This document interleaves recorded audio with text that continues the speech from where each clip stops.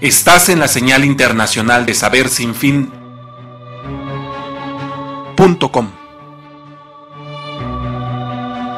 Seguimos platicando con el doctor Gerardo de la Facultad de Físico-Matemáticas acerca de la teoría de la relatividad. Ya nos estaba dando un contexto general de lo que es la teoría de la relatividad y cuáles son sus dos vertientes y cómo es que se relacionan y cómo es que se diferencian las teorías de la relatividad de Albert Einstein.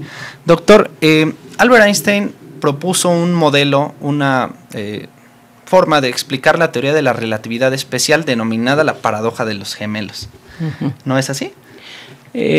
Bueno, sí, la paradoja es un, problema, como su nombre lo sugiere, que aparece dentro de la relatividad especial, precisamente, pues de nuevo, como un ejemplo de las cosas extrañas que la teoría predice. Digamos así, en términos muy vagos, en lo que consiste este experimento pensado, es imaginar dos gemelos que nacen en la Tierra. Uno de ellos aborda una nave espacial capaz de adquirir grandes velocidades. Mientras más grandes, mejor, para que este efecto se note con facilidad. Es decir, aquí algo que hay que recalcar es lo siguiente. Hace unos minutos, se comentaba que en particular la unidad del espacio y el tiempo no es algo que no sea algo familiar a nuestros sentidos, a nuestra experiencia. Y la razón, así en términos muy simples, se puede resumir en lo siguiente.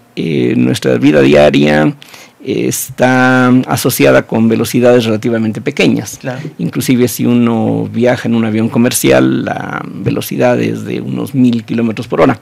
En cambio, la luz tiene una velocidad de 300.000 kilómetros por segundo, digamos suficiente para darle 8 vueltas a la Tierra en un segundo.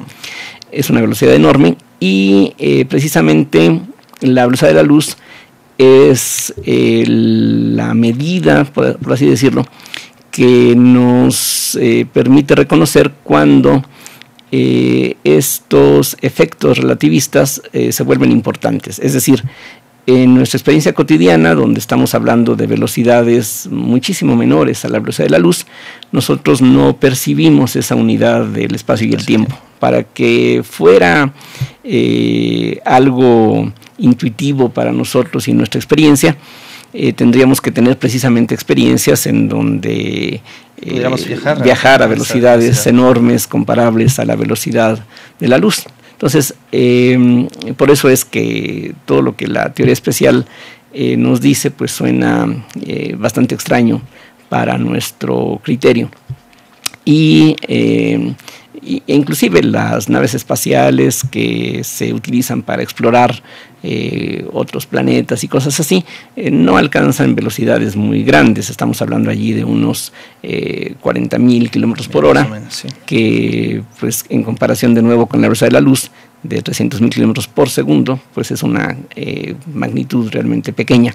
Entonces, por eso decía que en esta paradoja de los gemelos, lo que uno hace es imaginarse un experimento pensado, es decir, no es algo que pudiéramos hacer con la tecnología actual, pero podemos imaginar qué es lo que pasaría y qué es lo que la teoría predice. Entonces, aquí este experimento pensado consiste, decía, en que dos gemelos que nacen en la Tierra, dos gemelos idénticos, se separan. Uno de ellos viaja en una nave espacial a gran velocidad y se aleja de la Tierra durante algunos años, finalmente regresa de nuevo, y lo que los cálculos nos dan es que al reunirse estos gemelos no tendrían la misma edad, sino que el que viajó sería muchísimo más joven que el que se quedó en la Tierra.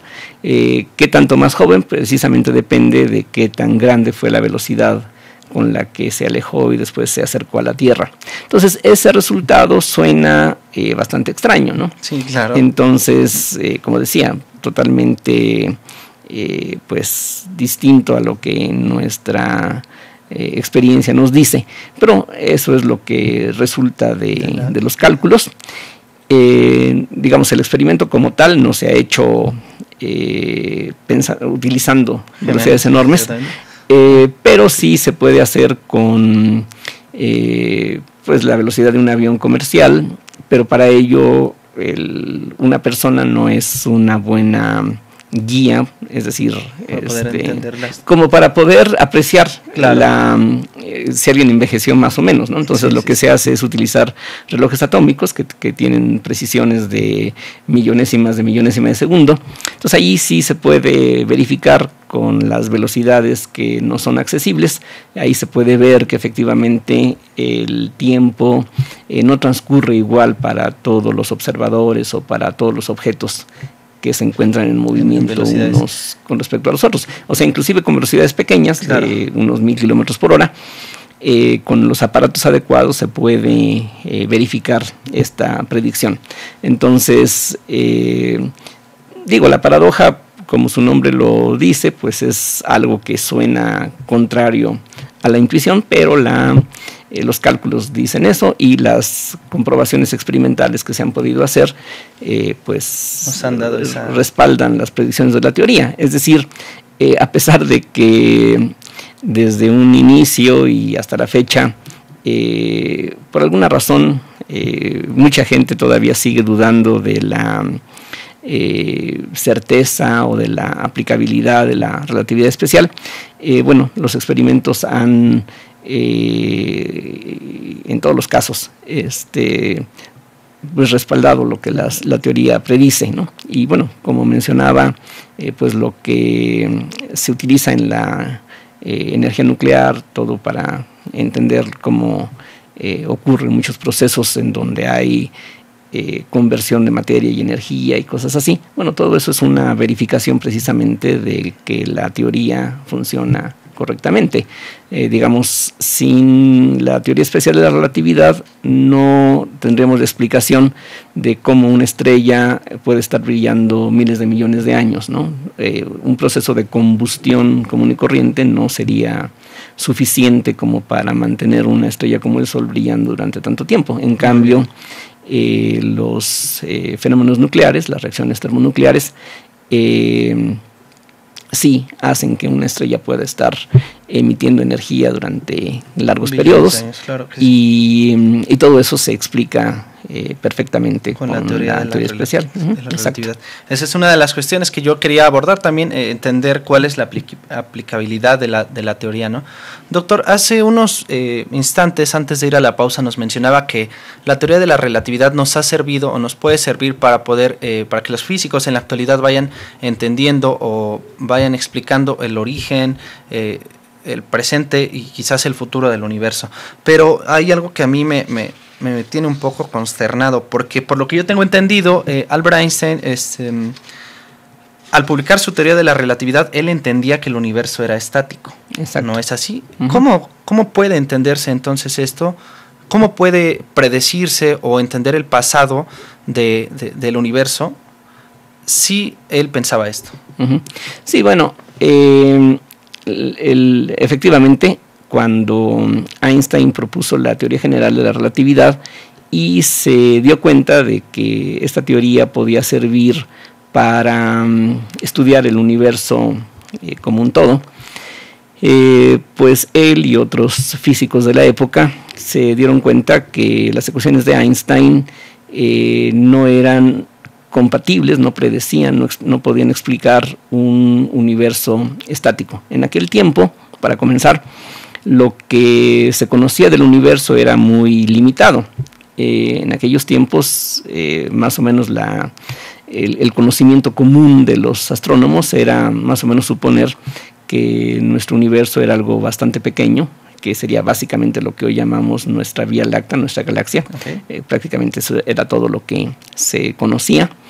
Pero en los años posteriores, antes de 1925, ya con el desarrollo de nuevos telescopios, los astrónomos se dieron cuenta de que el universo es bastante más grande de lo que cualquiera hubiera imaginado, y se descubrió precisamente la expansión del universo. Entonces, lo que Einstein había hecho allá por 1917, pues era basarse en los conocimientos de la época y la idea de la época era esa, que el universo no era algo muy grande y era algo estático. Entonces él creía que sus ecuaciones estaban erróneas.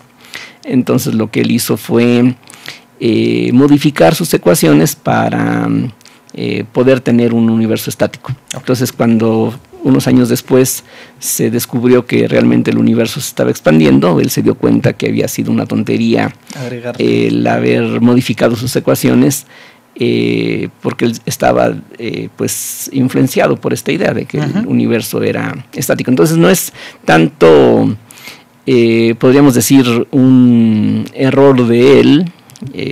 Quizá le faltó el atrevimiento como para decir que el universo no puede ser algo estático, pero aquí pues simplemente hay que atribuirlo a los conocimientos de su tiempo y pues así salió.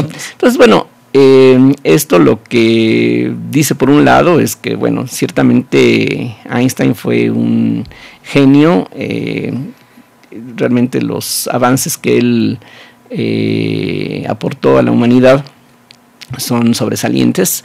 De hecho, para mucha gente Einstein es la imagen del científico o del físico. Claro, quizá no conozcan otro.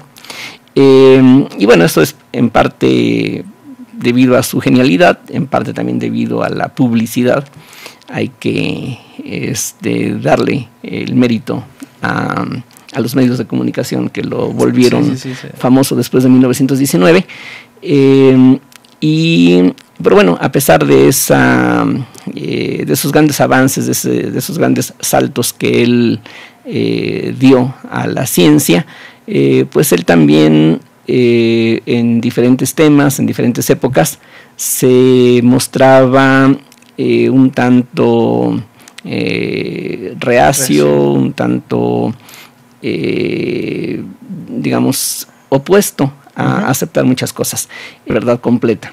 Muy bien, pues entonces yo creo que como lo han venido buscando los físicos en la actualidad, tratar de unificar las teorías es bastante complicado, lo han intentado hacer a lo largo de todo el siglo y pues sigue habiendo, ¿no? Existen teorías en la actualidad pues innovadoras, unas muy, muy arriesgadas, otras quizás más fantasiosas. Desafortunadamente ya no tenemos el tiempo para seguir debatiendo este tema, pero ojalá que en algún otro momento lo hagamos.